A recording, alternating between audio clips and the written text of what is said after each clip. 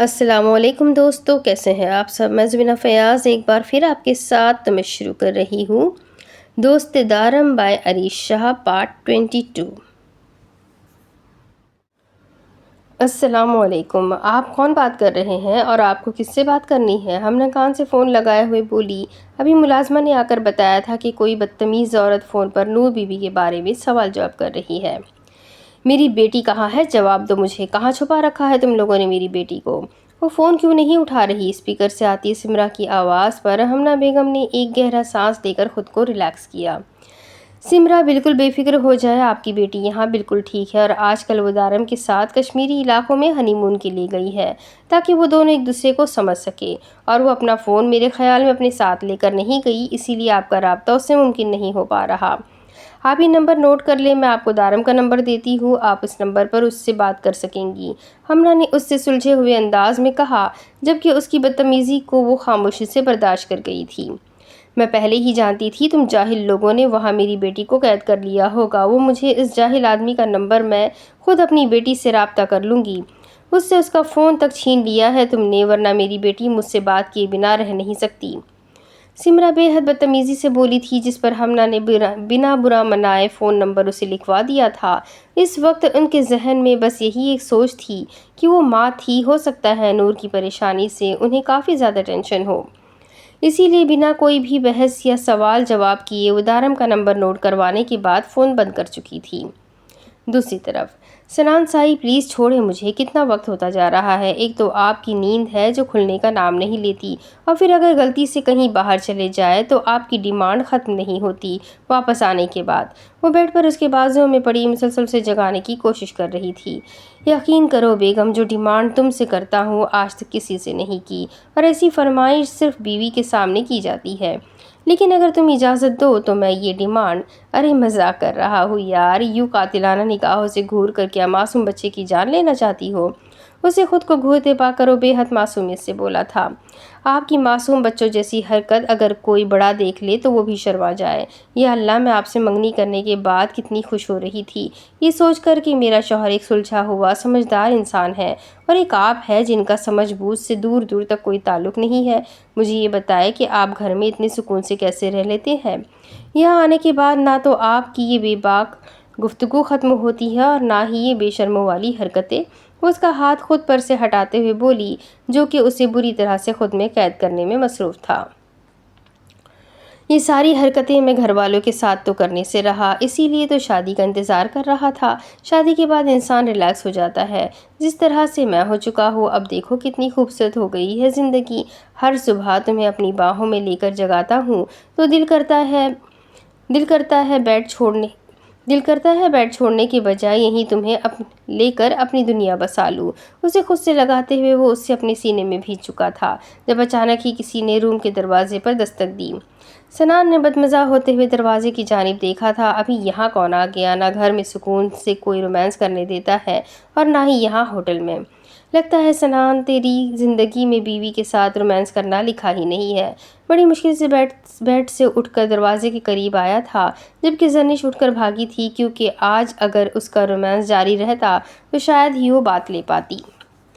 یہ مت سوچنا مسز سنان شاہ کہ تم بچ گئی ہو، یہ جو کوئی بھی ہے ساری زندگی کے لیے ہمارے دروازے پر نہیں آیا۔ وہ دھمکی دینا نہیں بھولا تھا۔ دروازہ کھولا تو سامنے ہی ہوٹل کا ایک ویٹر کھڑا تھا۔ جی کہیں، کیا بات ہے، آپ یہاں کیوں آئے ہیں؟ وہ حیرانی سے دیکھتے ہوئے پوچھنے لگا۔ روم کلیننگ کے لیے تو وہ خود ہی انہیں بلاتا تھا اور ڈسٹربنس کے لیے سختی سے منع کر رکھا تھا، تو پھر بھلا یہ یہاں کیوں آیا تھا؟ ریئلی سوری فار ڈسٹربنس سر، نیچے کوئی مسکان نام کی لڑکی ہے جو آپ سے ملنے کی ضد کر رہی ہے۔ ہم نے انہیں بتایا بھی کہ آپ کو ڈسٹرب کرنا سختی سے منع کیا گیا ہے، لیکن وہ لڑکی ہماری بات نہیں مان رہی۔ ہم نے 2-3 بار آپ کو کال کرنے کی کوشش کی، لیکن شاید آپ کے روم کا کالنگ سسٹم بند ہے۔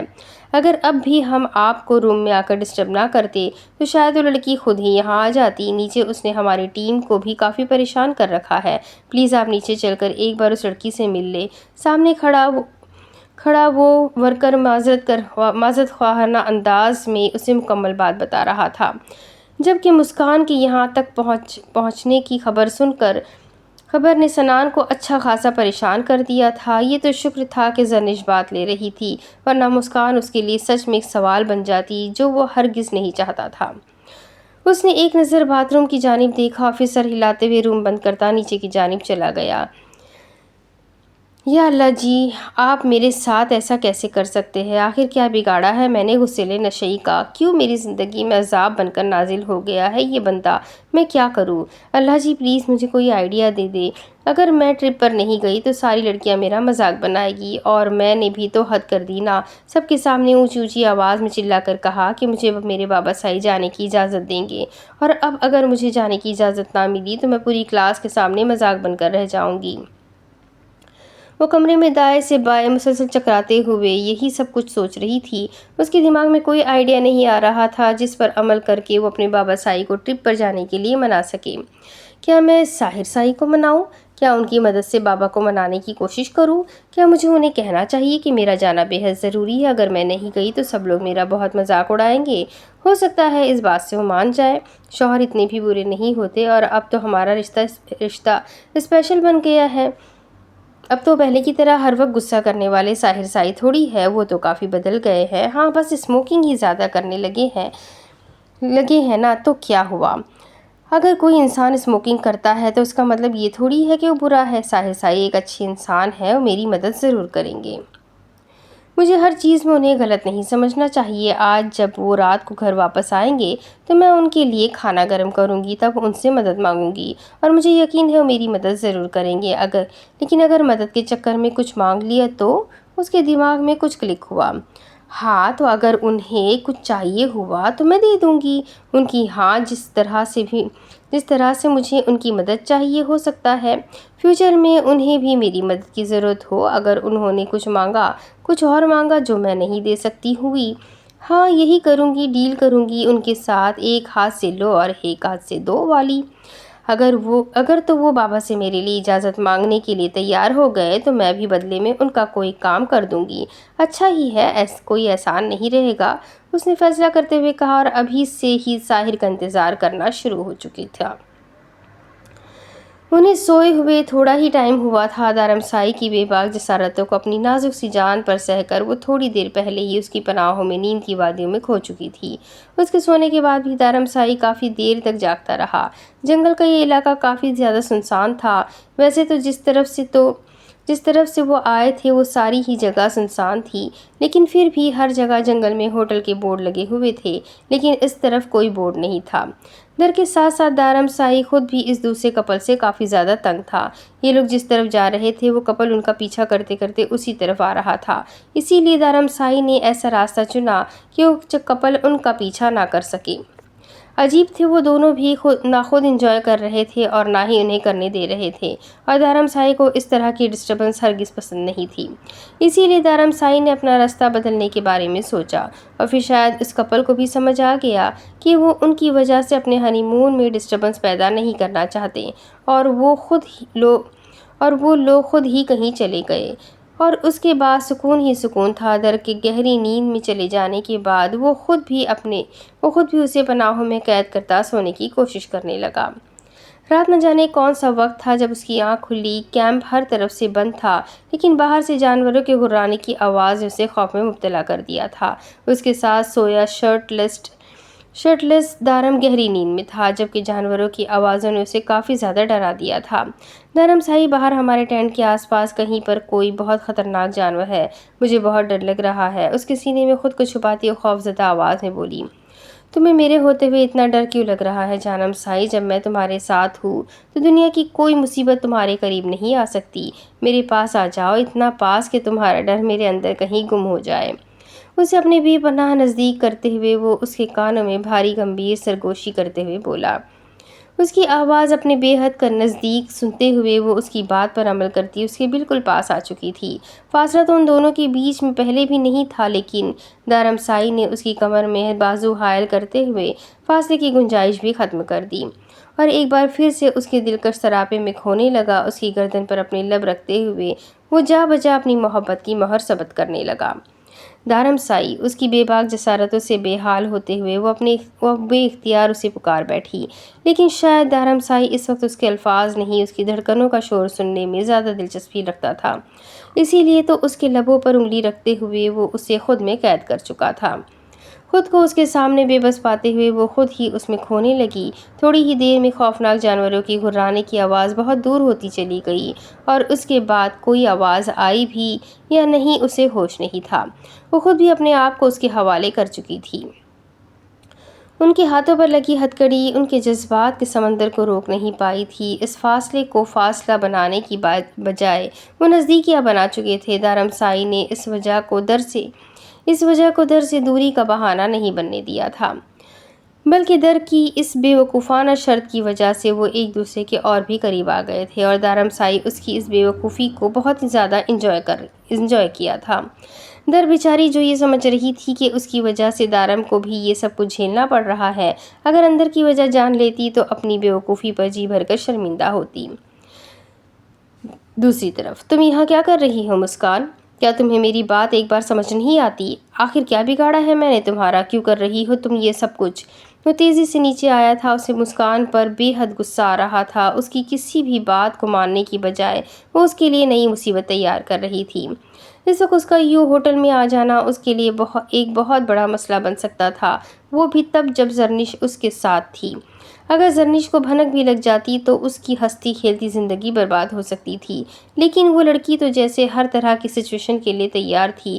اسے نیچے آتے دیکھ اس کی باتوں کو اگنور کرتی مسکراتے ہوئے اس کے سینے سے آ لگی، جس پر سنان نے اسے بے حد غصے سے پیچھے کی جانب دھکا دیا تھا۔ کیا ہوا سنان شاہ، میرا چھونا اچھا نہیں لگا آپ کو؟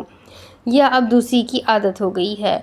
بکواس بند کرو مسکان، اور خبردار جو تم نے مجھے کسی بھی طرح کے مسئلے میں پھنسانے کی کوشش کی، میں پہلے ہی تمہاری وجہ سے مصیبت میں پھنسا ہوا ہوں۔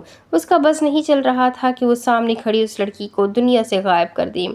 تو میں کیا کروں سنان؟ آپ کو سمجھ میں کیوں نہیں آ رہا؟ میں خود بہت بڑی مصیبت میں ہوں، مجھے آپ کی مدد چاہیے۔ میں آپ سے کچھ بھی نہیں مانگ رہی، یہاں تک کہ اپنا حق بھی نہیں، لیکن اب جو آپ کرنے جا رہے ہیں وہ بہت غلط ہے، مجھے نہ صحیح، لیکن ایک لفظ اور مت کہنا، کوئی تعلق نہیں ہے میرا تم سے، صرف ایک غلطی ہے جو مجھے یاد بھی نہیں۔ میں نہیں جانتا کہ تم سچ بھی بول رہی ہو یا صرف مجھ پر الزام لگا رہی ہو، اسی لیے جب تک تمہارے پاس ثبوت نہ ہو تب تک مجھ پر ایسے کوئی گھٹیا الزامات مت لگانا مسکان۔ وہ اس سے کی بات کاٹتے ہوئے بے حد غصے سے بولا تھا۔ ثبوت چاہیے نا آپ کو، لیکن ثبوت میں آپ کو نہیں آپ کی بیوی کو دوں گی، لیکن آپ تیار رہیے گا اپنی بیوی کو جواب دینے کے لیے۔ یہ مت سمجھیے گا کہ اگر بے سہارا ہوں، مجھے پوچھنے والا کوئی نہیں تو میں ہار جاؤں گی۔ ایسا ہرگز نہیں ہوگا، ثبوت تو میں اب لے کر آؤں گی، لیکن آپ کے سامنے نہیں، آپ کی بیوی کے سامنے اپنے آپ کو تیار کر لیجیے گا۔ مسکان ہار ماننے کا ارادہ بالکل نہیں رکھتی تھی، اس لیے اسے دھمکی دیتے ہوئے بولی، اور اس کی دھمکی پر نہ جانے کیا سوچ کر سنان نے اسے روک لیا۔ کتنے پیسے چاہیے تم بتاؤ مجھے، جتنے پیسے چاہیے، جو چاہیے میں تمہیں دینے کے لیے تیار ہوں، لیکن یہ سب کچھ ختم کرو، یہیں پر ختم ہو جانا چاہیے، مجھے یہ سب کچھ اپنے گھر تک نہیں لے کر جانا۔ وہ نہ جانے کیا سوچتے ہوئے بولا تو مسکان کے چہرے پر مسکراہٹ بکھر گئی۔ آپ کو کیا لگتا ہے مجھے آپ کا پیسہ، پراپرٹی چاہیے؟ نہیں سنان صاحب، مجھے آپ کا نام چاہیے۔ میں چاہتی ہوں کہ آپ پوری دنیا کے سامنے میرے اور اپنے رشتے کو قبول کریں۔ جس طرح سے زرنش آپ کی بیوی ہے، میں بھی آپ کے ساتھ ایک بہت مضبوط تعلق رکھتی ہوں۔ مجھے فرق نہیں پڑتا کہ آپ نے کس وجہ سے مجھ سے نکاح کیا تھا، لیکن نکاح ہوا تھا، اور اب آپ کو اس نکاح کو پوری دنیا کے سامنے قبول کرنا ہے، اور یہ بھی قبول کرنا ہے کہ میں ایسا نہیں کر سکتا مسکان، میں تم سے کوئی تعلق نہیں رکھنا چاہتا، تم سے نکاح صرف ایک غلطی تھی، میں تمہارے ساتھ کسی طرح کا کوئی رشتہ کبھی نہیں بنانا چاہتا تھا، یہ صرف ایک مجبوری تھی جو میں نے تمہارے بھلے کے لیے کی تھی، لیکن مجھے نہیں پتا تھا کہ میری نیکی میرے گلے پڑ جائے گی۔ میں ہاتھ جوڑتا ہوں تمہارے آگے، دفع ہو جاؤ میری زندگی سے، میری زندگی میں تمہاری کوئی جگہ نہیں ہے۔ میں اپنی بیوی سے بہت محبت کرتا ہوں اور اسے چھوڑ کر کبھی تمہارے ساتھ نہیں رہ سکتا۔ وہ اس کے سامنے ہاتھ جوڑتے ہوئے بولا، تو میں نے آپ سے کب کہا کہ آپ اپنی بیوی کو چھوڑ دیں؟ میں ایسا کچھ نہیں کہہ رہی، میں بس یہ کہہ رہی ہوں کہ جس طرح زرنش آپ کی بیوی ہے، آپ نے اسے اپنے سارے حقوق دیے ہیں، ویسے ہی میں بھی آپ کی بیوی ہوں، مجھے بھی میرا سارا حق چاہیے۔ میں چاہتی ہوں کہ دنیا میں آپ کے نام سے جانی پہچانی جاؤ۔ ایسا ممکن نہیں ہے مسکان، کبھی بھی ممکن نہیں ہے۔ میں کبھی تمہیں نہیں اپنا سکتا، میں صرف اور صرف زرنش سے محبت کرتا ہوں اور اسی کے ساتھ اپنی زندگی گزارنا چاہتا ہوں۔ میں تمہیں صرف ایک چیز دے سکتا ہوں اور وہ طلاق ہے۔ میں تمہاری ساری زندگی کا خرچہ اٹھانے کے لیے تیار ہوں، یہاں تک کہ تمہاری کسی اچھی جگہ شادی بھی کروا دوں گا، لیکن اس سب کو یہیں پر ختم کر دو۔ تمہیں جتنے پیسے چاہیے، جو چاہیے، میں تمہیں دینے کے لیے تیار ہوں، لیکن زرنش کو دھوکہ نہیں دے سکتا، کبھی بھی نہیں دے سکتا۔ وہ مجھ سے بہت پیار کرتی ہے اور میں بھی۔ میری زندگی میں تمہاری کوئی گنجائش نہیں نکلتی، کہیں کوئی جگہ نہیں ہے۔ تم صرف ایک غلط رشتے کی طرف بھاگ رہی ہو۔ میں نے یہ نکاح صرف اور صرف تمہاری مدد کرنے کے لیے کیا تھا، تمہاری جان بچانے کے لیے کیا تھا، لیکن مجھے اندازہ نہیں تھا یہ سب کچھ ہو جائے گا۔ پلیز ختم کر دو یہ سب کچھ، یہ سب کچھ میں ہینڈل نہیں کر سکتا مسکان۔ میں ایک بہت عام سا انسان ہوں، مجھے ویسا ہی رہنے دو، مجھے مت الجھاؤ ان سب چیزوں میں۔ میں اپنی بیوی کے ساتھ خوشحال زندگی گزار رہا ہوں، مجھے الجھنوں سے خوف آتا ہے، اور تم میری بیوی کو نہیں جانتی۔ اگر اسے ان سب چیزوں کے بارے میں پتہ چل گیا نا تو وہ مر جائے گی۔ اگر اس سے ذرا سا بھی تمہارے بارے میں اندازہ ہوا نا تو وہ اپنے آپ کو ختم کر لے گی۔ پلیز یہ سب کچھ میرے بس سے باہر ہے۔ وہ اسے دیکھتے ہوئے التجا کر رہا تھا۔ نہیں سنان، آپ اسے سمجھائیے، اسے پیار سے بتائیں، ہو سکتا ہے وہ آپ کی بات مان جائے، ہو سکتا ہے وہ میری سچویشن، میری کنڈیشن کو سمجھ جائے۔ میں جانتی ہوں بری نہیں ہے، وہ دل کی بہت اچھی ہے، ہو سکتا ہے وہ کتنی بھی اچھی کیوں نہ ہو، لیکن سوتن کو برداشت نہیں کرے گی۔ کوئی بھی لڑکی اپنی زندگی میں اپنے شوہر کے ساتھ کسی دوسری لڑکی کو برداشت نہیں کر سکتی، اس بات کو قبول کرو۔ وہ بے حد غصے سے اس کی بات کاٹتے ہوئے بولا، میں بھی تو برداشت کر رہی ہوں نا اسے، آپ کے ساتھ مت بھولے، آپ پر پہلا حق میرا ہے، آپ پہلے میرے شوہر ہیں، بعد میں کسی اور کے۔ سنان، میں آپ کو 10 دن کا وقت دیتی ہوں، 10 دن کے اندر اندر آپ زرنش کو میرے بارے میں خود بتا دیں، ورنہ میں بتا دوں گی ثبوت کے ساتھ، پھر آپ کا اس کے ساتھ رشتہ خراب ہو یا آپ کو چھوڑ کر جائے، مجھے فرق نہیں پڑتا، کیونکہ اس سے زیادہ وقت اب میں آپ کو نہیں دے سکتی، اور آپ میری مجبوری بہت اچھے طریقے سے سمجھتے ہیں۔ اور جہاں تک ثبوت کی بات ہے تو 10 دن کے بعد میں ثبوت اپنے ساتھ لاؤں گی۔ وہ اس کی آنکھوں میں آنکھیں ڈال کر کہتی، تیزی سے قدم آگے کی جانب بڑھا چکی تھی اور جاتے جاتے اسے مزید ٹینشن میں ڈال گئی تھی۔ سنان سائی، کہاں چلے گئے تھے آپ؟ میں کب سے آپ کا ویٹ کر رہی تھی۔ اس نے جیسے ہی کمرے میں قدم رکھا اس کو خوبصورتی سے تیار پایا۔ وہ اس کے چہرے کی پریشانی نوٹ کیے بنا کہنے لگی، کہیں نہیں، بس نیچے گیا تھا۔ وہ نگاہیں چراتے ہوئے آگے بڑھنے لگا جب اچانک زرنش نے اس کا ہاتھ تھامتے ہوئے اپنا سر اس کے کندھے پر رکھا۔ کیا ہو گیا؟ ناراض ہو گئے مجھ سے؟ میں تو مذاق کر رہی تھی، بس ایسے ہی تنگ کر رہی تھی آپ کو، اس میں ناراض ہونے والی کون سی بات ہے؟ اور پیار سے وہ اس کی شرٹ کے بٹن کے ساتھ کھیلتے ہوئے اسے منانے کی کوشش کرنے لگی۔ نہیں زرنش، میں ناراض نہیں ہوں، میں تو بس ایسے ہی نیچے گیا تھا، تم غلط سمجھ رہی ہو۔ وہ آہستہ سے اس کے بال سہلاتا اس سے الگ ہوتے ہوئے صوفے پر بیٹھ گیا۔ غلطی اس کی اپنی تھی تو بھلا اس سے ناراض کیوں ہوتا، لیکن وہ اسے اس بارے میں کچھ نہیں بتا سکتا تھا۔ مسکان کا ذکر بھی اس کی زندگی میں بربادی لا سکتا تھا۔ وہ جانتا تھا یہ موضوع کتنا خطرناک ثابت ہو سکتا ہے۔ اس نے تو صرف انسانیت کے ناطے مسکان سے نکاح کیا تھا، اس کی مدد کرنے کے لیے، لیکن وہ کہاں جانتا تھا کہ یہ انسانیت اس کے گلے پڑ جائے گی، وہ اتنی بڑی مصیبت میں پھنس جائے گا۔ اگر اس کے وہم و گمان میں ہوتا تو وہ کبھی بھی مسکان کی مدد کرنے کے بارے میں نہیں سوچتا، لیکن اب پانی سر کے اوپر جا چکا تھا۔ اگر 10 دن کے بعد مسکان خود زرنش کے سامنے آ گئی تو سب کچھ برباد ہو جائے گا، اور وہ اپنی زندگی یوں برباد ہوتے نہیں دیکھ سکتا تھا۔ یہ آپ کی شرٹ پر داغ کیسا ہے؟ سنان سائی اس کے قریب صوفے پر بیٹھے ہوئے شرٹ پر لپسٹک کا نشان دیکھنے لگی تو وہ بوکھلا کر رہ گئی۔ یہ مسکان کے لپس کا نشان تھا، وہی بے باک انداز میں نیچے اس کے گلے لگ گئی تھی۔ اسے یقین تھا کہ یہ اسی کی لپسٹک کا نشان ہے۔ وہ اسے سمجھ نہیں آ رہا تھا وہ زرنش کو کیا جواب دے۔ میں تو ایسی لپسٹک نہیں لگاتی، خیر شاید میرا ہی لگ گیا ہوگا، رکے میں آپ کو دوسری شرٹ نکال کر دیتی ہوں، آپ کو الجھن ہو رہی ہوگی اس میں۔ وہ اس کے قریب سے اٹھتی ہوئی الماری سے اس کے لیے دوسری شرٹس نکالنے لگی۔ زرنش کا یقین اسے شرمندگی میں مبتلا کر رہا تھا۔ اس کا دل بار بار کہہ رہا تھا کہ وہ خود ہی اسے سب کچھ بتا دے، لیکن وہ اپنے آپ میں اتنی ہمت نہیں پیدا کر پا رہا تھا۔ اسے یقین تھا اگر زرنش کو اس بارے میں کچھ بھی پتا چلا تو وہ اسے چھوڑ دے گی۔ وہ کبھی ایک ایسے شخص کے ساتھ اپنی زندگی برباد نہیں کرے گی جو اس سے نکاح سے پہلے کسی اور کو اپنے نکاح میں شامل کر چکا تھا۔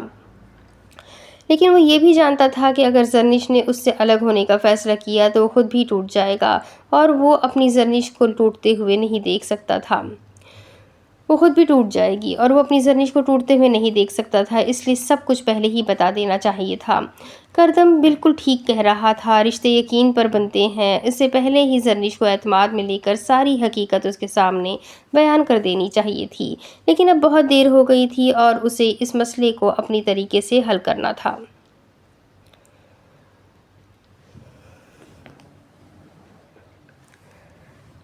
دوسری طرف دارم سائی اٹھے نہ، چھوڑ دینا مجھے، صبح ہو گئی ہے، دیکھیں اب تو روشنی بھی اندر آ رہی ہے۔ کیا سوچ رہے ہوں گے؟ وہ روانی میں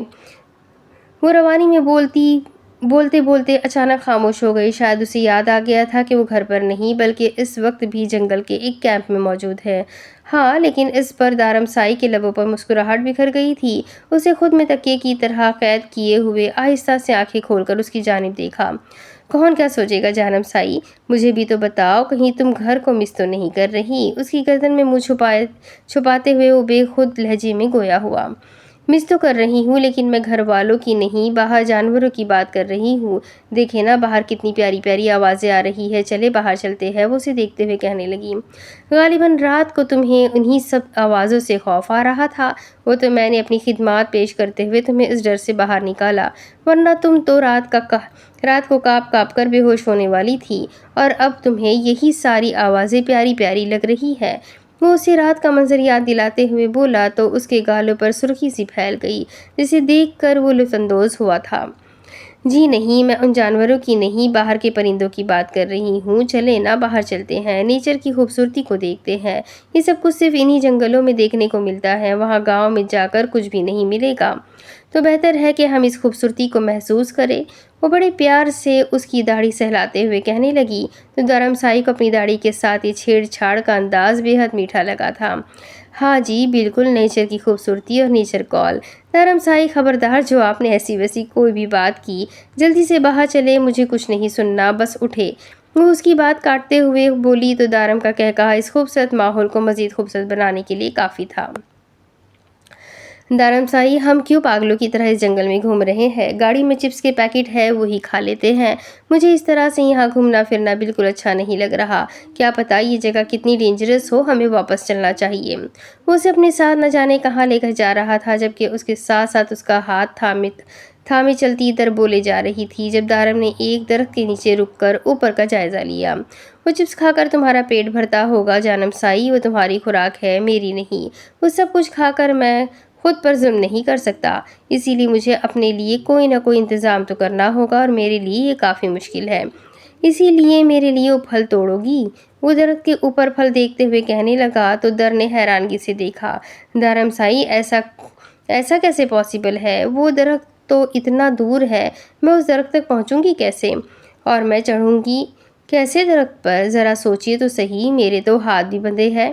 وہ اسے سمجھاتے ہوئے بولی تو دارم نے ایک نظر اس کے ہاتھ کو دیکھ کر ہاں میں سر ہلایا۔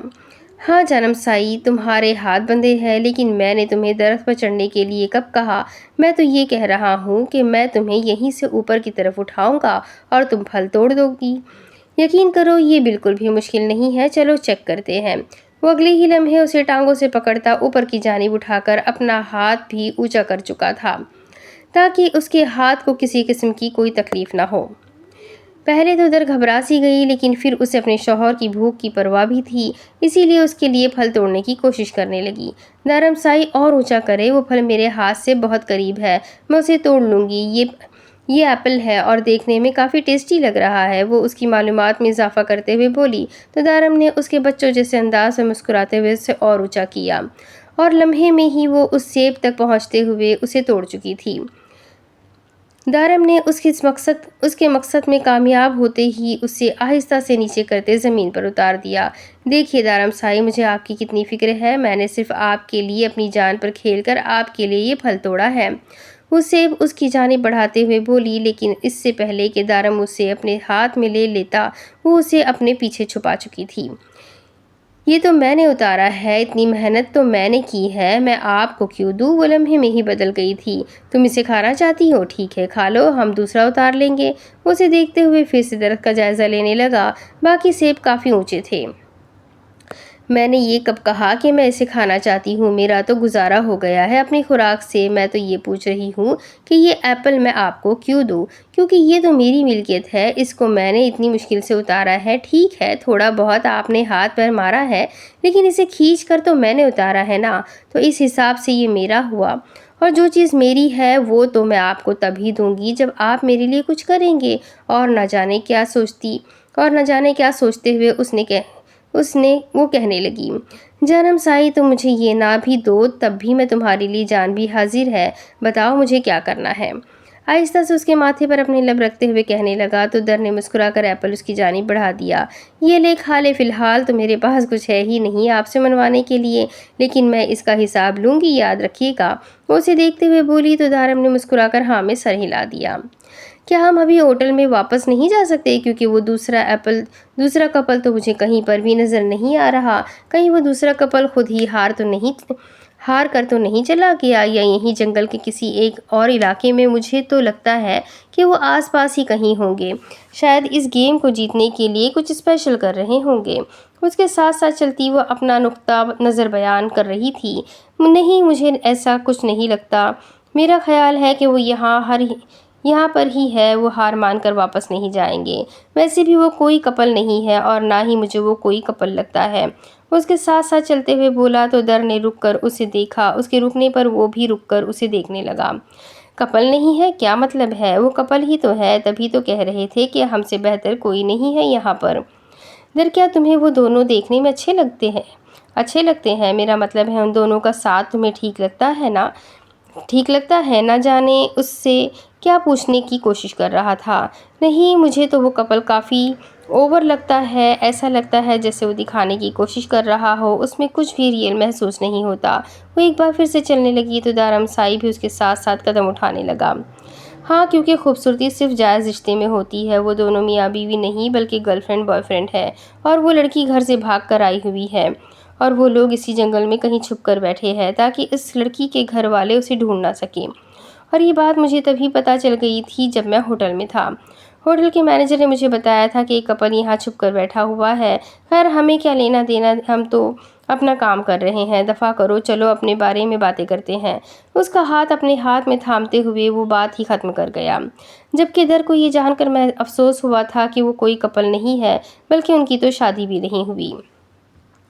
وہ تو یہ سمجھے ہوئے تھی کہ وہ دونوں شادی شدہ ہیں، اور دیکھنے میں بھی وہ دونوں شادی شدہ لگتے تھے اور ایک ہی کمرے میں رہتے تھے ایک ساتھ اس گھنے جنگل میں رات کے اندھیرے میں۔ وہ بنا نکاح کے کیسے بے خوف رہ رہے تھے؟ یہ تو پاکستان تھا جہاں ان سب چیزوں پر پابندی تھی۔ در نے تو لندن جیسے آزاد خیال ملک میں بھی اپنی سوچ کو کبھی بھٹکنے نہیں دیا تھا، لیکن شاید فرق سوچ کا تھا۔ ہر انسان اپنی سوچ، اپنا نظریہ رکھتا ہے، لیکن ہر انسان کو اپنی سوچ، اپنا نظریہ خود تک محدود رکھنا چاہیے، کیونکہ اپنی سوچ، اپنا نظریہ دوسروں پر تھوپنے سے کوئی خود کو دوسرے سے بہتر ثابت نہیں کر سکتا، لیکن کچھ باتیں ہر کسی کو سمجھ نہیں آتی۔ دوسری طرف رات کے 8 بج رہے تھے۔ یہ اس کا کچن میں تقریباً 9واں یا 10واں چکر تھا۔ ساحر سائی اب تک نہیں آیا تھا، وہ خود کو تیار کر چکی تھی۔ آج اس نے خود اپنے ہاتھوں سے ساحر سائی کے لیے اس کی پسند کا کھانا بنایا تھا کہ وہ کیسے بھی کھا کر بس اس سے خوش ہو کر اس کا یہ ننھا سا کام کر دے۔ اگر وہ اس کے لیے تھوڑی سی سفارش کر دے تو یقیناً اس کا کام بن جائے گا، اور اسے یقین تھا کہ وہ اسے ضرور منا لے گی۔ تھوڑا مشکل تو تھا، لیکن مشکل تو پیپر بھی ہوتا ہے، اسے بھی تو حل کرنا پڑتا ہے نا۔ اور پھر ساحر کوئی غیر تھوڑی تھا، اس کا شوہر تھا، اور اگر ایک شوہر اپنی بیوی کو نہیں سمجھے گا تو کون سمجھے گا؟ اسے سمجھنا ہوگا، اور اگر وہ نہیں سمجھا تو وہ خود ہی کافی ہے نا اسے سمجھانے کے لیے، بس وہ ایک بار گھر تو آئے۔ ویسے بھی تو اس کے ایموشنل ڈرامے تو گھر میں ہر کسی پر چل جاتے تھے، تو پھر ساحر سائی کیا چیز تھا؟ وہ ویسے بھی وہ کون سا فری میں اس کی مدد مانگ رہی تھی، وہ تو ڈیل کے بدلے ڈیل کرنے والی تھی۔ وہ اسے ایک پورا کانٹریکٹ دینے والی تھی، وہ اس کا یہ کام کر دے گا تو بدلے میں وہ بھی اس کی ہر بات مانے گی، وہ جو بھی کہے گا کرے گی۔ یقیناً ساحر سائی تو اس کی یہ ڈیل بہت پسند آنے والی تھی، اور اسے یقین تھا اس کا غسیلا نشئی انکار ہرگز نہیں کرے گا، اور اگر اس کام کے لیے اس کی تھوڑی بہت منتیں کرنی بھی پڑ گئی تو کر لے گی۔ ٹرپ پر تو اسے ہر حال میں جانا تھا، چاہے اس کے لیے کچھ بھی کیوں نہ کرنا پڑے۔ پہلے تو ٹھیک تھا، لیکن اس نے اپنی دوست سے شرط بھی لگا لی تھی کہ وہ ٹرپ پر ضرور جائے گی اور اپنے بابا سائی سے اجازت لے کر رہے گی، اور وہ دارم سائی کی بہن تھی، ہار نہیں مان سکتی تھی۔ چاہے کچھ بھی ہو جائے، اسے اپنی شرط جیتنی تھی، اور اپنی اس شرط کو جیتنے کے لیے وہ ساحر سائی کی مدد بھی لینے کو تیار تھی۔ بہت خوبصورت جگہ ہے یہ بھی سنان سائی، لیکن وہ پہاڑی علاقہ تو اپنی مثال آپ ہے۔ میں سب سے زیادہ تو اسی جگہ کو مس کرتی ہوں۔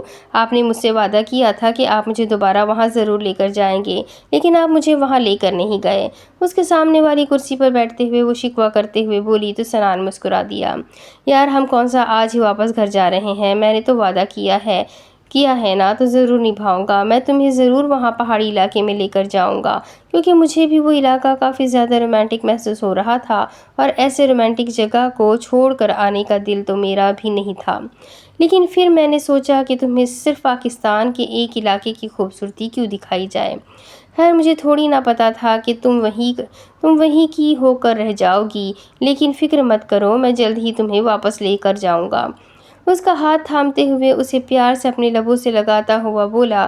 وہ اسے یہاں مسکان کے بارے میں بتانے آیا تھا، لیکن مسکان کا ذکر تو کیا، اس کی سوچ نے ہی اسے عجیب سی کشمکش میں ڈال دیا تھا۔ اپنے شوہر کی زبان سے کسی عورت کا ذکر سن کر زرنش کس طرح سے ریئیکٹ کرے گی، اس سوچ نے اسے مسکان کا نام نہیں لینے دیا تھا۔